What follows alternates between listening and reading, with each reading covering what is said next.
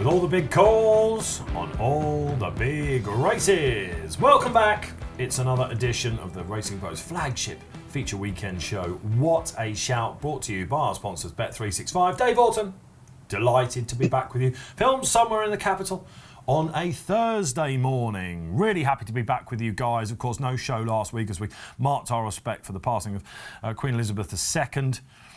Really another terribly sad week for racing out there, isn't it? But as she would have wanted, the show must indeed go on. So like and subscribe if you're watching out there on YouTube. Get your comments in.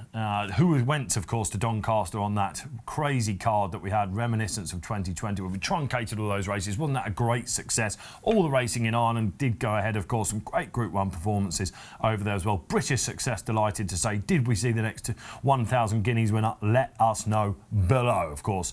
Anything on Twitter, hashtag What a Shout. Dave Orton joined by Graeme Rodway, channeling Paul Keeley with golf tops on and everything. He often dresses like this, doesn't it? Yeah, no, it's been a sad week, hasn't it, Dave? Yeah, there's a sombre mood coming into London today, I felt. Yeah.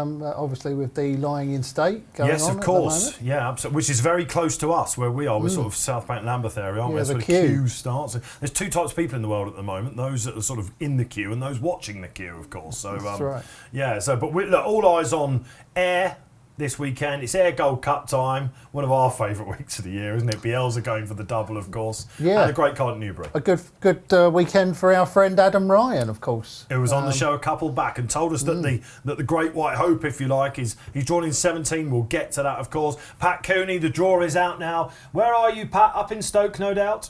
Yes, up in Stoke, and I'm off to the races tomorrow at Newbury, so looking forward to a couple of days out. But Ayr Gold Cup Day, you got to love it, haven't you? Absolutely, yes indeed. We've got the bronze, we've got the silver, and we've got the Ayr Gold Cup. What have we got coming up for you on the show then this weekend? All right, we'll be going to Newmarket and talking to one of our favourites. Charlie Fellows pops back into What a Shout Shaw's got lots to say, Charlie.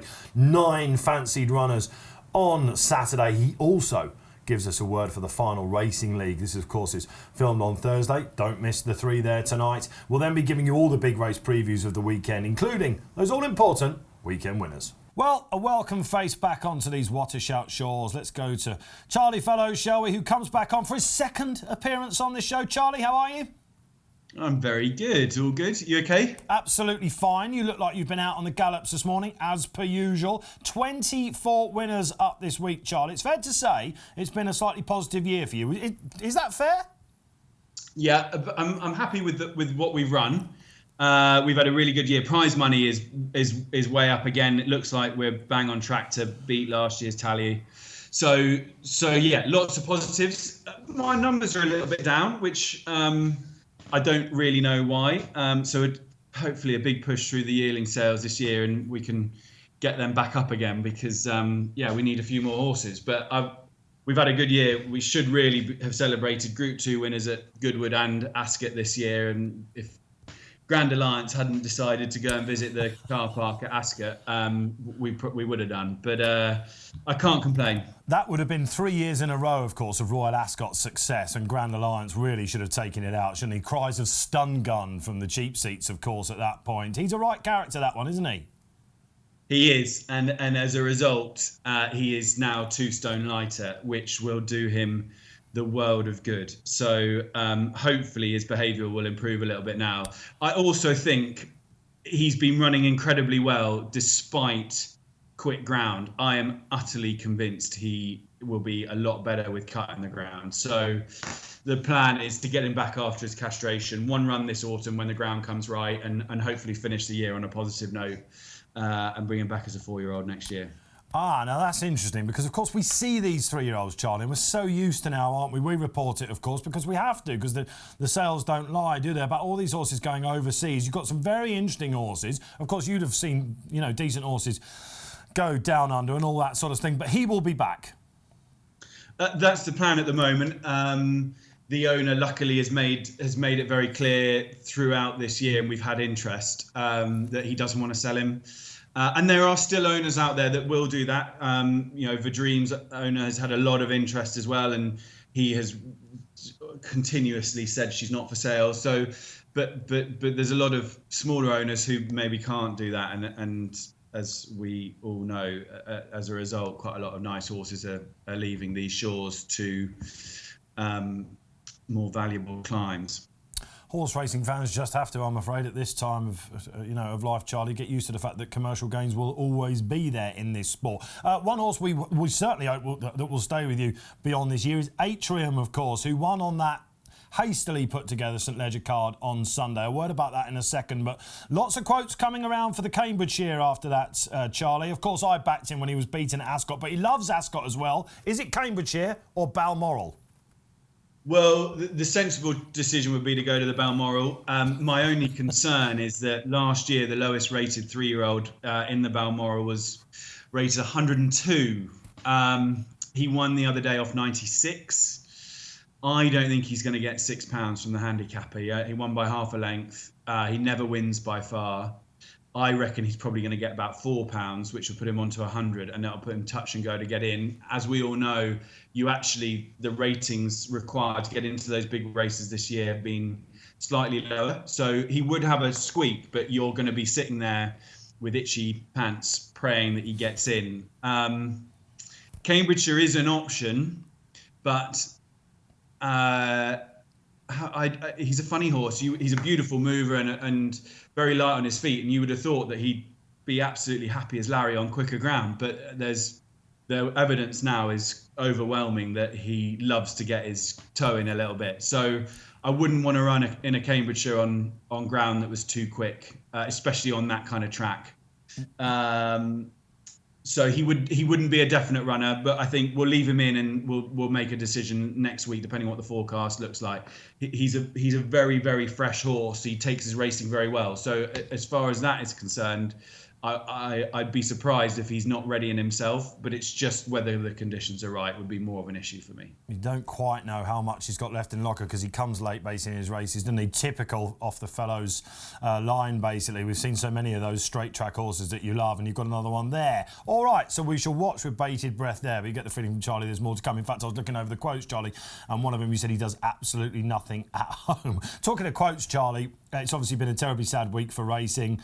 We saw the hastily got together card after 48 hours of marking our respect for Her Majesty the Queen, the late Queen Elizabeth II, of course. And we did a lovely story, Charlie, of course, where you pop your head up and basically the whole world is regaling anything they know about the Queen at the moment. But you were lucky enough to have lunch with her pre-Royal Ascot one day. Would that have been Sandringham Day by any chance? No, sadly, it wasn't Sandringham Day. I don't think I had a runner, which was probably a good thing, because I think the combination of having lunch with the Queen and having a runner at Royal Ascot would have probably tipped me over the edge. You're not a nervous man, Charlie. Come on, I don't believe it. You said it was the most nervous you've been. You're one of the Graeme's, finest talkers. I'm not having that. I can tell you one thing. I was absolutely bricking it that day. It was one of the most. It was just one of those days where nothing at all seemed real. You sort of expected someone to pinch you and wake up at any point. But it was a memory that I will cherish forever. It was incredible, amazing day. Yeah, we of course great words there basically, and thank you for them, Charlie. Now let's look further ahead at this weekend, shall we? This is being recorded on Thursday. Thankfully, Charlie has joined us going off to I assume you're looking at your runners at the Racing League this evening. You've got 3, what you called to me off air, decent chances. So don't worry, viewers, we'll get to that. This time last year, Charlie, we had you on. There were 2 things that I said to you. Can you tell us, please, what the ploy is going to be for next year's Sandringham? We'll get to her in a second. But also, you're an advocate and saying, exactly why we should be giving this Racing League a chance. Now, ITV have put more weight behind it this year. The prize money is fantastic at a time when everyone just wants to moan about the prize money. How's it gone for you this time around? So essentially, I still feel exactly the same way. I love the Racing League. I like the concept. What is not to like? Look at the card today at Newcastle. It is so competitive. I think most of the fields are 4-1 the field minimum. And so as a betting prospect, it is absolutely brilliant. And you've got competitive racing, generally full fields, although that's a contentious issue this year because there's been a few times where the fields haven't filled, and that shouldn't be happening in this. The only thing I would say is that last year I was part of a 4-trainer team, and we had a WhatsApp group, and it really, really felt like a team. We had a plan. It was, we knew exactly what horses were going to run in each race from sort of 3 or 4 weeks in advance. And obviously, if one of the horses, couldn't run, then we had a backup plan. And it really felt like a team. And for the first time in my life, I was actually cheering on other trainers' horses, which I hate doing. I don't want the other trainers to win. But actually, I hate watching George Scott's horses win. It's the worst thing in the world. But in this instance, I loved it. It was absolutely fantastic. And it was just a different experience. And I loved going racing. It was great fun. This time, they've gone too far the other direction. Last year, it was criticised for not being inclusive enough. This year, it's gone way too far in the other direction for me. I've got 32 trainers in my team. I could name you probably 10 of the trainers in my team. And it doesn't feel like a team at all. I'm in it for the prize money. I've got to do what's right by my owners. The prize money's fantastic. And if they can pay for a year's training fees by winning one racing league race, then I'd be mad not to run in it.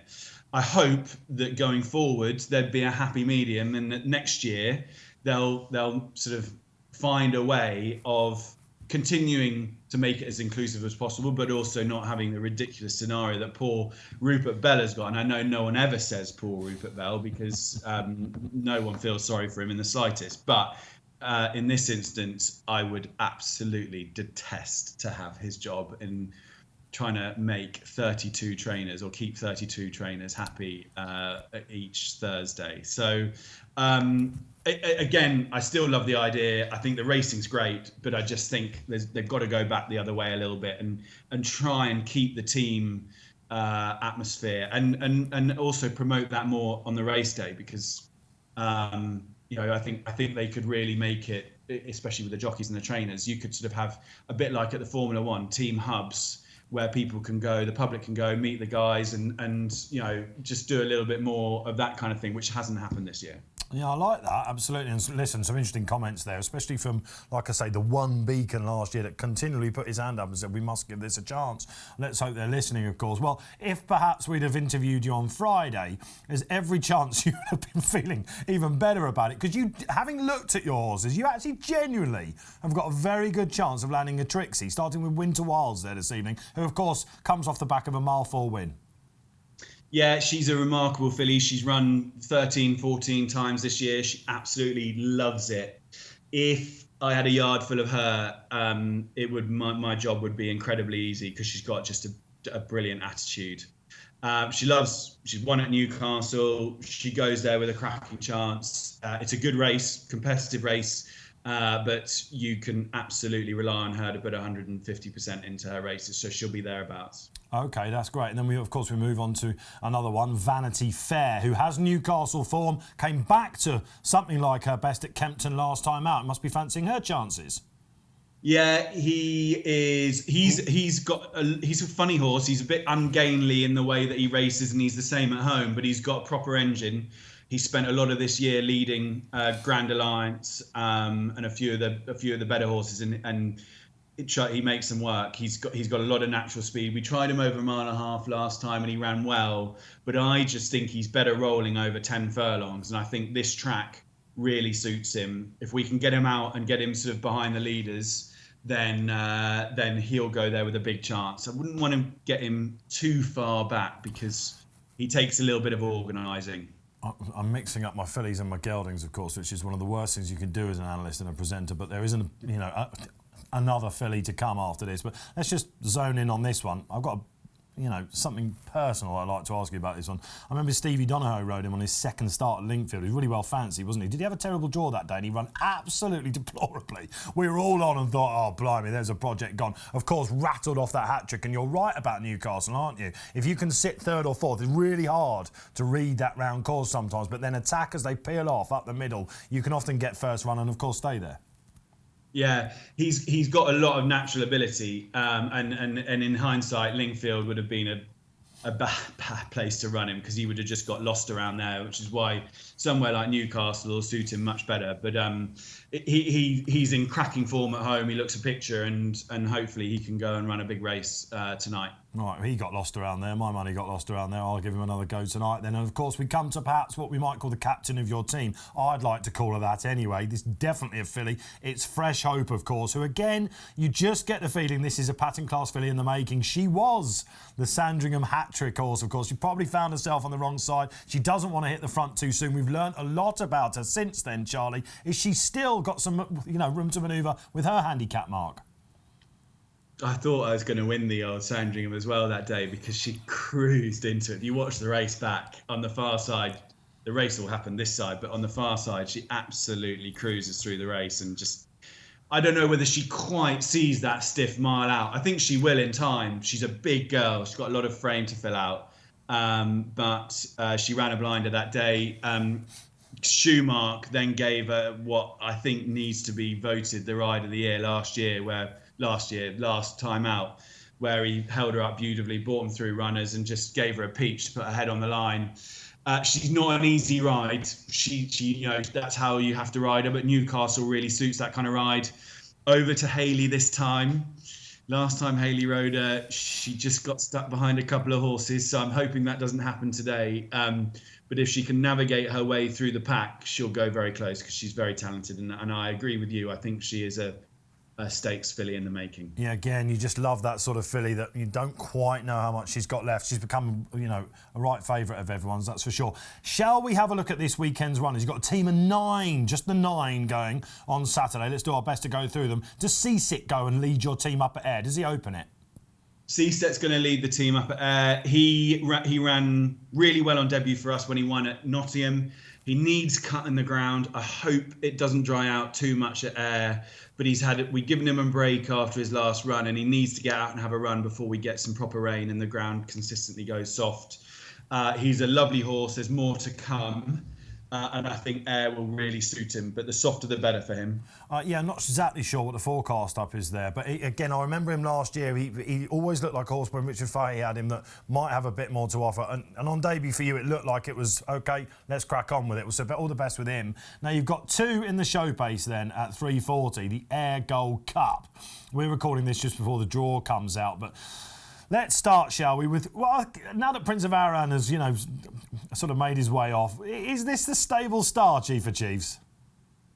He's definitely a favourite in the yard. He's such a lovely horse. He's got a great personality. Everybody adores him. He's 9 years old. Can't remember, but he's getting on. It's 9 years old. It's etched on my retinas because I tip him every time he runs, I think.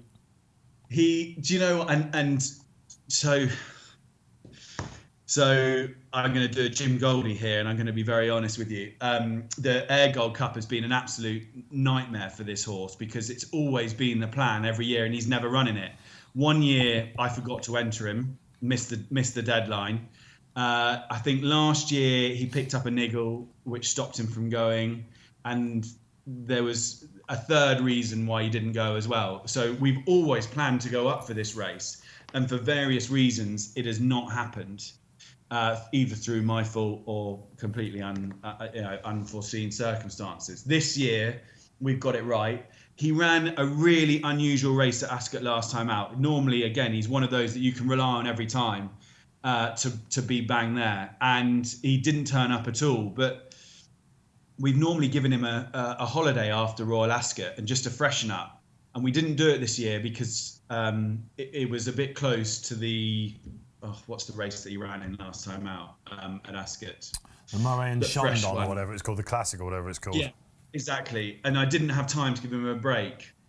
And he just ran flat, and he wasn't himself before the race. You could see, normally he's cool as a cucumber, and he just got a bit hot, and he just wasn't, I just had a feeling that he wasn't going to put it in. So we've given him a break since then, and he's back and he's firing, and he looks fantastic. Look, I love the race for him. Big field, over 6, on decent ground. I think the ground's going to be perfect. It's tailor-made for him. It's just whether the old boy's still still well handicapped enough to win a race like this. But I'd be disappointed if he's not thereabouts. Well, I think everyone would. And again, if you watch back that run in the Moet and Chandon, I got that right, he found himself slightly on the wrong side again, didn't he? He just gets going too late. Look, all the best with him. We could do a sweepstake on how many of our tipsters are going to side with him this Saturday. That's how much of a favourite he is. You've also got Var Dream in there as well. Again, she started off as a 3-year-old. We thought maybe the world was ahead of her, but you found her niche with her, I think, again. She's a funny one. She had an unbelievable year last year. She danced every dance, turned up pretty much every time. I think the only bad run she put in was at Goodwood, where she had excuses. And then she came back this year, and I really thought she was going to be a filly that would, be a proper top-level filly. And if we were really lucky, one might fall away at some point. At York, first time out, she'd lost the race before she'd even gone into the stalls. She was mad fresh and just wasn't herself. Then she ran at Ascot and the ground was like a road, and she doesn't like that.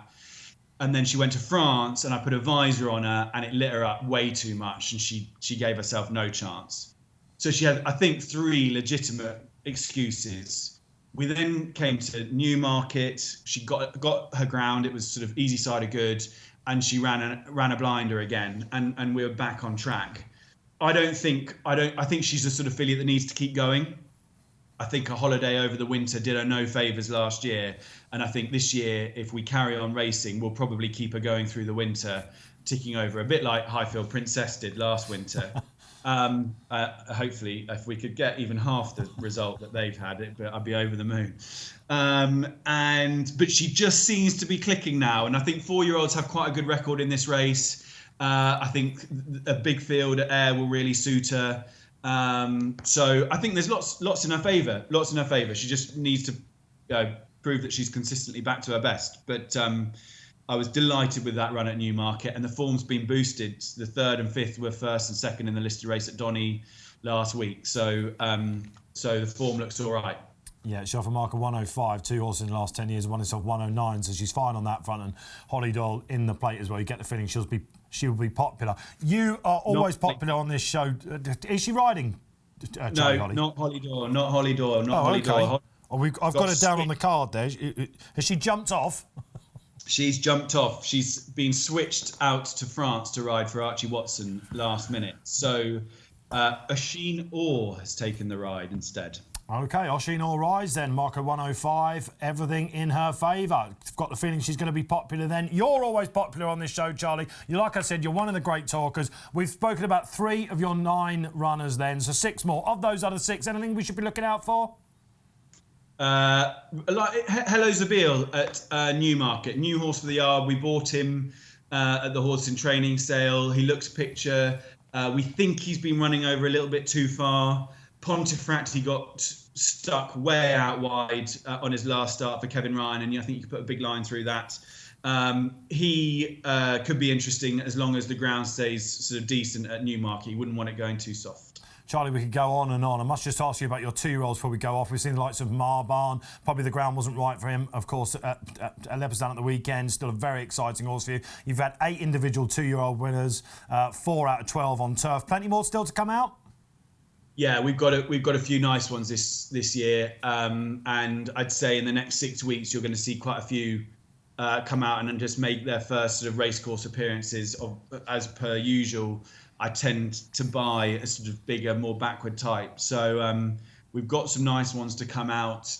If you're looking for a name, yes, there's a horse called Chulton Lane has been showing up quite nicely on the gallops at home. He's a Memas. He'll be ready to come out in the next 2 weeks or so, and we quite like him. Superb, and that, Charlie, is all we can ask of you. So listen, all the best for the rest of 2022. I'm sure that you're going to nearly double your tally. All the best this weekend as well. If Chief of Chiefs win, I'll be retiring, so it'll be someone else in this seat next year. Thanks a lot, Charlie. Brilliant. Thanks a lot, mate. Cheers. There you have it then. Charlie Fellows, a great talker of the game, isn't he? And talks about when he met the Queen, how nervous he was, of course, and he would have nearly been a third Royal Ascot winner for him if Grand Alliance hadn't have basically tried to go down to Slough. He talks about the Racing League. You remember this time last year, as you just said in that interview, he was championing it, wasn't he? And a little bit of disharmony maybe in there. Yeah, maybe. Yeah. I've quite enjoyed the Racing League this year, Dave. Okay. I think that it's Final one tonight. Yeah, it's been very competitive, hasn't it? Why? The racing has been very competitive, big field handicaps. Yeah, okay. Good betting opportunities every week, every Thursday. The team element is still a little bit lost on me, I must admit. I failed to be enthralled by that just yet. Well, But Charlie said maybe they ought to improve it by having team hubs and things like that. I think that, some of the attendances have been a bit low, haven't they? But if you're going to go to Southwell on a Thursday night, that's probably what's going to happen, isn't it? yeah, absolutely. It's been a lot better than last year, I think, and there's potential for the concept to keep growing. So, I think that there's a lot more reason to be positive about it this year than there was last year. Yeah, he's a great guy, Charlie. Of course, he gives us a 2-year-old to follow, Pat, as well. You'll be ducking that one in a couple of weeks. And Racing League, final one tonight. Yeah, absolutely. And from a company point of view, business has been excellent on it. And why wouldn't it be? As G-Rod says there, it's good competitive racing, advantageous each way terms. First race 5:45 every half hour on a Thursday night. I'm not doing anything else, so I watch the racing. The team element is a little bit lost on me. The top jockey I find quite interesting, but then you could back someone like Sean Levy and you're only around a certain number of rides. So you have to pick your way through it all. It's just a bit too confusing, really. But yeah, 14-runner handicap's ideal. Bring it on. Okay, there you go. So a thumbs up from us here. Of course, ITV got involved. And next year, I'm sure there'll be much more discussed about it and they'll be back with a bang. Who's ready for the weekend preview ahead then? Right, loads at Newbury and, of course, those feature sprint races at Ayr, the Ayr Gold Cup. Absolutely sensational. Charlie, of course, in the interview, didn't know exactly where his draw was. Chief of Chiefs in 4, right next to the hot favourite. We'll get to that. And Vardream right over the other side as well, which I think he'll be happy about. Let's go to Newbury, though. Let's speed it up, shall we? Because we've got a 5-furlong sprint. Before we get your tip, let's see if Pat can give us a steer on the market. Yeah, favourite as things stand at the moment is Tis Marvellous, round about 3. Manacam at 4, another from the Racing League Academy. And then some old favourites, 8 to 1-ish, Chill, Diligent Harry, Mountain Peak and so forth. And Tis Marvellous, he was back in business, wasn't he, last time, the Beverley Bullet? He won that in good style, defending champion in that race, of course. But, it was a typical Beverley Bullet, really. One winner and all the rest were unlucky losers. So I'm never really sure with him, but he certainly won well enough and he merits being favourite. But, this is 13 runners. All of them are rated over 100. There's not much... all but one are rated over 100. There's not much between them all on official figures. I actually prefer in the progressive Manacam, who won so well last time, for John Ryan. I thought he looks a horse going places and he's got that progressive look about him.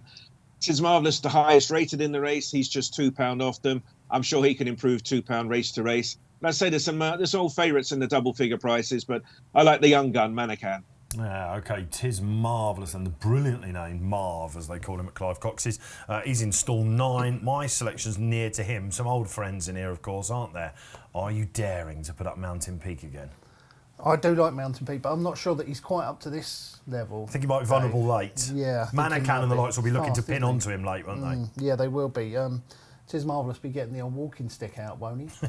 But look, he comes good at this time of year every year. Oh, I love him. Yeah, sensational. I thought he might be able to win the King's Stand earlier in the year. Of course, they ran into that amazing Australian horse that absolutely hacked up, didn't they? Just Strip. I gave your head a wobble then, but but no, he came back and won well at Beverley. But I just thought he was vulnerable here to horses that were younger than him and such as Mick Barhy.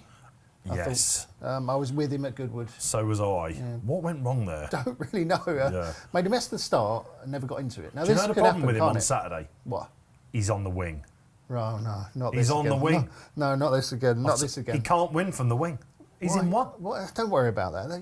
He usually misses a beat at the start anyway. So if he misses a beat, he'll just cut in behind, and you're going to have some speedballs going hard at it up front. That should suit him. He was desperately unlucky, wasn't he, at Sandown when he was beaten by Rarsel. Yeah. Rassel's a very solid group class sprinter, isn't he? Fair enough. Mick Barhy should have beaten him. He was progressing well before that, I thought. And interesting stat for you, Dave. I think you said that there's some strong trends races there really this weekend. Well, 3 of the last 10 winners of this race blew out in that King George race at Goodwood, just like Mick Bahi. The old what was his name? He's gone. I want to call him Baid for some reason. What was the sprinter called? The Charlie Hills machine that used to win that race all the time. Yeah. The other one. What's Batash. Yeah, Batash. We haven't even mentioned Baid yet, this one. Viewers are out there going, come on, wobble your heads, lads. Listen, it's been a long week here at the Post, let me tell you. All right, so look, one that I put up in the Sprint Cup, you think Mick Bahi will rise again. And I agree, if you put he just stopped, it was too bad to be true at Goodwood. I take your point there. He'll probably be on my shortlist. I gave Chill a chance in the Sprint Cup. And while she ran really, really well, I think she was 5th in the end in that Group 1. That's not the way to ride her. I'm not suggesting that Hayley Turner have much chance from her draw actually to do anything else. But if you watch it back, you can see why they're going for 5. This is a race that usually goes on the trends to a horse that's got 5 furlong form. But I think she's got the class. I'll stick with her again. You're choosing to ignore the trends for this race? No, I'm not with the trends. I can see where you're building a narrative here, Graeme Rodway. Let's go to Ayr, shall we, for the Silver Cup. There would have been a bronze by this point. Pat Cooney will have a rough steer on the draw, I'd imagine. But as soon as it came out on Thursday, was there anything that was hot or not? Well, one that was of interest really was Richard Fahey and Oshino, who's having a good time of it since coming over to Ireland. Number 20, Vintage Clarets, who's drawn in 18, which may be a good draw. Who knows? We're unknown with this one. But Vintage Clarets, on the face of it, a bit disappointing, but back in business at Windsor last time. And he'll be one of maybe 7 or 8 of them with a reasonable chance. I quite like his claims, really, because once these sprinters find a bit of form, they tend to hold it. Windsor was only a week or so ago. So Vintage Claret, stall 18. You might be better off backing one drawn high and one drawn low in cross doubles with the Ayr Gold Cup, maybe. Maybe that'd be a way to play it. But Vintage Claridge for me. All right, yes, indeed. A horse that came good again last time, former decent juvenile, wasn't he? Anyone in this for you? Yeah, a bit of a guess-up, isn't it, with regards to the draw? Even if you see what happens in the Bronze Cup, that's on Friday. Sometimes it can then change overnight. But often the Silver Cup is a half-decent guide, isn't it? I liked Emperor Spirit. You've gone for something else on the wing. Yeah, it's on stall 1, isn't it? Yeah. Now, in the last 9 years, 2 horses only have won from the bottom 4, or the highest draw in the Ayr Showpiece. Now, 2 of those have happened in 2019. Can you remember? Tom Dascombe's horse? No. I can't remember the name of it now. What was it called? Bielsa was one. Bielsa was one last year. You told me that earlier. Because he ploughed the lone furrow, didn't he? Yeah. Now, so I'm for once, I think the wing might not be too spicy for this race. You think it might not be?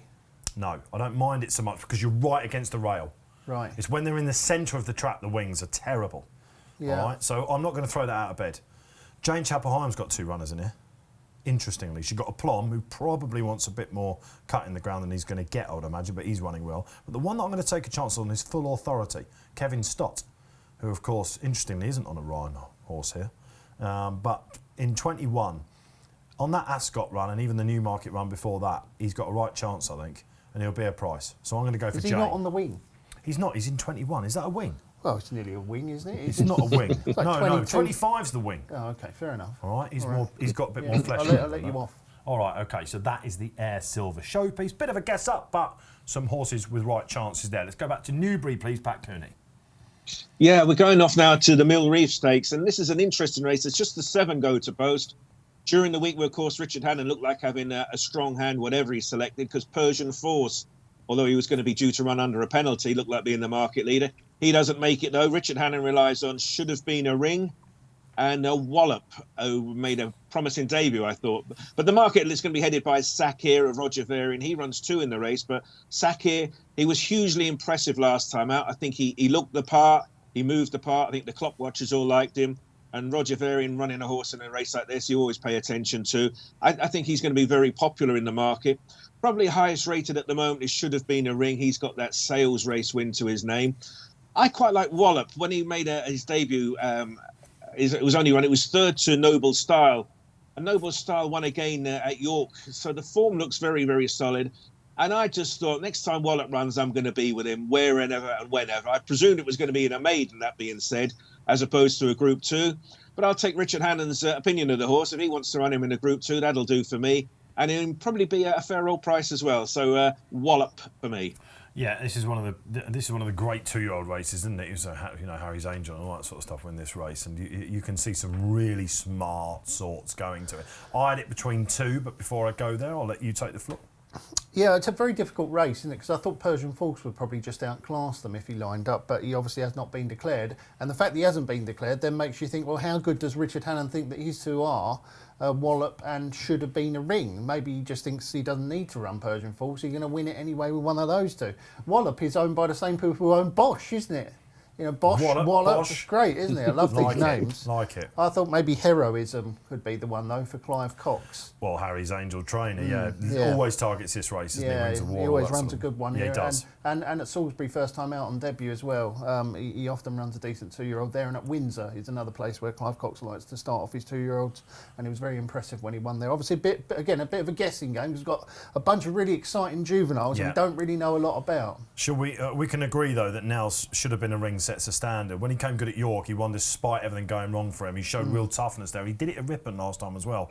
I just wonder if he's shown his hand a bit more than Sakir, though. And, oh my goodness, didn't he look classy when he... He did look very good. The times were quite good as well. Like, the sectionals were quite good, I think. They want to get into the Middle Park, which is coming up soon, isn't it? And whether it's going to be a bit too soon for him, but this is to further his education. The fact that he turns up for Rog, Varian, of course, another St Ledger in the bag last weekend, I think tells him must have pleased at home as well. He'll do for me. Shall we go to the 325 now then at Newbury, Pat Cooney? We've got your Cambridgeshire coming up next Saturday. Of course, sponsored by Bet365, one of the great handicaps of the season. This can often be a pointer towards it.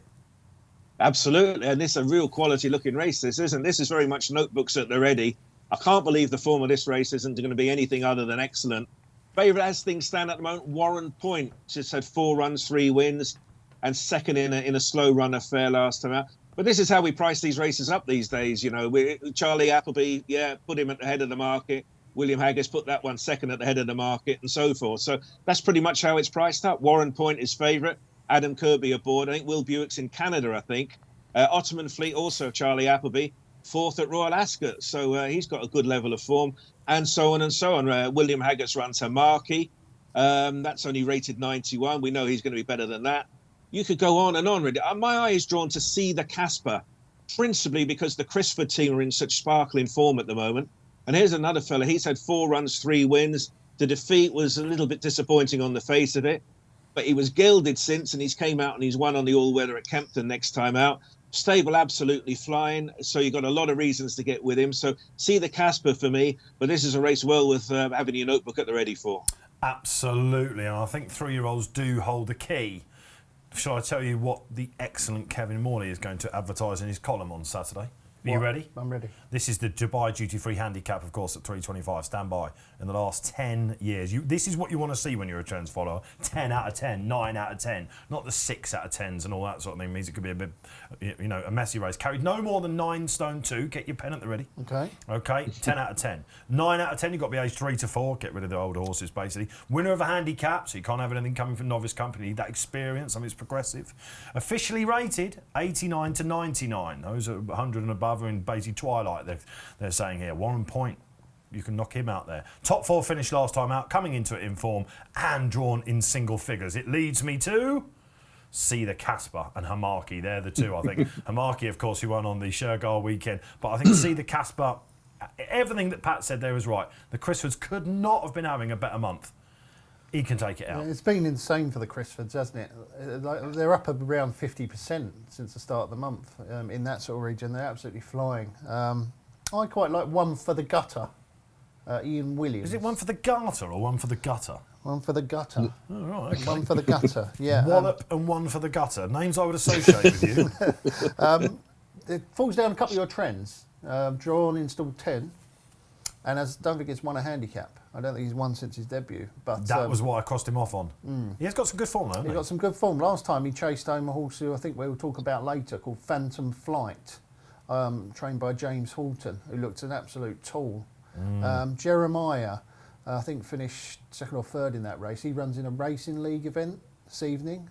I've backed him and tipped him. And I'm going to stick with that line of form with One for the Gutter. I thought he finished the race really well, and he ran the final 3 furlongs, similar sort of time to Phantom Flight, and I'm sure Phantom Flight is very good. So, yeah, double figure price each way, one for the gutter. Rarely a Saturday passes without Ian Williams at least troubling the judge once or twice in one of these television-vised races. OK, let's move then back up to Ayr. The final big race preview for you this weekend on What a Shout. It is the feature race. It is the Ayr Gold Cup. Draw out, Pat. We've seen the anti-post movers. Where are you going? Well, it's all been one-way traffic anti-post, and that's William Haggis's Kanjar. Now, he's drawn stall number 5. You say, on balance, most of the ones at the head of the market are probably higher number draws. But Kanjar, he's got this could-be-anything profile about him. That being said, he only won a 6-runner race last time out. He's going to find things a bit more surprising this time around. He could be anything, couldn't he? But he's priced accordingly. Is he value? No, not at all. Given that we're going to be going all these extravagant each-way places, you're better off backing some of these at fancy prices and getting them in the frame. And be hard to rule out the likes of Gulliver, for example. Those type of horses, they're always capable of getting in the frame at fancy prices. For my sins, I'm beginning to warm a bit to Popmaster, who was all the rage in this race a year ago. I think Holly Doyle rode him. He had blinkers first time. He was the big mover. It didn't work out, but he was second in the Wokenham at Royal Ascot back in June. And I thought he ran okay, all things considering, on his most recent run. He's the type of horse he's proven in these big handicaps. I could see him going well. He's drawn 23, so he's with some of the more veteran handicappers around that high number draw. We'll have a better picture of the draw, but if you're a Kanjar fan, I suppose you might be a bit concerned you're not with the other main protagonists in the field. Loads of people will now be concentrating on the price of Kanjar. I think we can all agree, can't we, that he's exactly what Pat said. He could be next level stuff, this. If you look at the likes of Nahar, who won this for Haggis in the last 10 years, 7-2 he went off. So don't turn your nose up at the price. You can get short price runners going in this. Let's have a look, actually. I'll go there. Just bear with me. You've got Bielsa. He was only 7.5 to 1. Nahar. Angel Alexander was the Dascombe horse. He was 28, as was Baron Bolt. But Son of Rest, 5 to 1 favourite. Don Juan Triumphant carried all that weight, 13 to 2. Don't Touch, 6 to 1 as well, so it can be done. We like the Fav, don't we? But you've seen the draw now and everything. 4 to 1. Yeah, I think the Fav's still the one to beat. He's obviously very lightly raised from William Haggis, who's having the season of seasons, isn't he? Haggis has got an amazing record at Ayr. I think in the last 5 years he's had 8 winners, 2 seconds from 14 runners. Dave went there, didn't he? Great shout. You know, he doesn't run bad horses up at Ayr. He wouldn't be taking him up there unless he thought he had a really, really good chance of winning. But when I put him up earlier in the weekender, he's a lot bigger than he is now. Of course, you really are sitting in Keeley's seat, aren't you? He's on holiday with Paul, of course. Yeah. So I just thought it was worth taking him on with one at a bigger price. And I like one for Adam Ryan and Kevin Ryan, a friend of the show. Here we go. Not Bielsa. Not Bielsa. I don't think Bielsa's going to follow up. I think Giss a Sub could run really well. I've always thought the world of this horse. Yeah, well, he ran in the Commonwealth Cup, didn't he? He told me it was his best 2-year-old last year at one point. Yeah, and he ran in the Gym Crack, I think. I think he finished maybe 2nd or 3rd in that. He's got group form. I mean, he ran in a Group 1 2 starts ago. Now, last time he ran a hot handicap at York, I just think maybe that was a stepping stone towards this. He finished the race off really, really strongly. He's just got that profile of a horse who was really good and then lost his form, and he's just coming back to form. I'm sure that they would have had this in mind for Giss a Sub. So each way, big old price, all the places you can get with Bet365, Giss a Sub. All right, fair enough. Yeah, listen, I think everything's right about Kanjar. I think he's a little bit unlucky not to be 1-1-1, actually. That hat-trick there when he went to that Lethal Levi race at Newmarket, just give him a bit too much to do there, Crowley. So I like him in 5. He's right next door to Chief of Chiefs. Love to see him go close. But I'm with Pat still. Full seldom differ Pat. Popmaster as well for me. There are your big race previews. Who's ready for the hottest horses this weekend then? According to the panel, Dave Orton is going for, in the 241, you heard that right, at Newmarket. There's a horse called Bailey's Gut Feeling, Kevin Philippart de Foy, won on the all-weather last time. That form has been handsomely advertised. I think this one is still going forward. Graeme Rodway. I think that Phantom Flight is the bet of the weekend in the 155 Ayr, the Doonside Cup. He would have gone close to beating New London at Newmarket 2 starts ago, I think it was. He found all sorts of trouble. And New London, of course, has since come out and won one of the hottest races of the whole season, the Gordon Stakes, beating Deauville Legend and a bunch of other group winners, Huya Mao. And I don't think he stayed properly in the ledger, so I'm willing to forgive New London that. I think New London's a proper horse, so the fact that Phantom Flight was going to give him a real good race at Newmarket suggests to me that he's right out of the top draw. And then, of course, he came out at York and ran in the race that we just spoke about, the big handicap, and he absolutely hammered them. He won by 5 lengths, travelled through the race like a really good horse, quickened up well. James Orton used to be with Sir Michael Stout. Is bringing this horse along in a similar sort of Sir Michael Stout way, very slowly improver. I think that he's definitely a group horse running in a listed race. So Phantom Flight, 155 Ayr. You're usually done after about 5 seconds on these, Nat, so I can tell you really strongly. I do fancy this one. That's all right, okay, all right. Well, good stuff. All right, so Phantom Flight for friend of the show, John Dance, then. A big hope for G-Rod this weekend. Complete the 3-timer, Pat Cooney. Well, what I would like to say first and foremost, Dave, how refreshing is it to see huge fields on Saturday? And I'm going to honour that, and I'm going to nap one in a 20-runner handicap at Newbury, and I'm going to go in the lucky last of 5-10, number 15, King of Jungle. A very unlucky loser last time at Epsom on his first crack at 7 furlongs. He got the trip well enough. He was a little bit unlucky. It's still 7 furlongs tomorrow, and he's on the same handicap mark, so that's nice. He's got the same rider aboard, Tom Marquand, so he'll know what to do this time. And he's got a nice draw in stall number 4. And, huge field, so why not pick a winner of a 20-runner race? There you go then, of all the horses running everywhere this weekend, they're the 3 that we've put some extra weight of expectation on for you out there. Well, that's all we've got time for then on this weekend's What a Shout from myself, Dave Orton. Great to have you with us. Thank you, Graeme Rodway, for coming back in. Yeah, good to be back, Dave. Feels like a while, but hopefully we'll get a few winners this weekend. Yes, sad time for racing the last couple of weeks, but we've got some really, some promising 2-year-olds coming out, haven't we? We've got Middle Parts, Cambridgeshire's, Phillies Mile, all that sort of stuff. Champions Day news about Bide, of course. Didn't even get time to talk about that. We will do. Thanks a lot, G. Yeah, thanks, Dave. Great stuff. Pat Cooney, great stuff to have you on, Pat. Quiet weekend. Dust yourself down. Come back again next Thursday, please, in the studio this time. Yeah, I'll be there. Make a date for it. Great stuff. Then from all of us here at What a Shout, enjoy the weekend. Loads of sport out there. Before you, of course, go, don't forget to download the free must-have Racing Post app. You can do it on the App Store or the Google Play Store. Don't forget to bet responsibly out there this weekend as well, guys. From myself, Dave Orton, ta-da.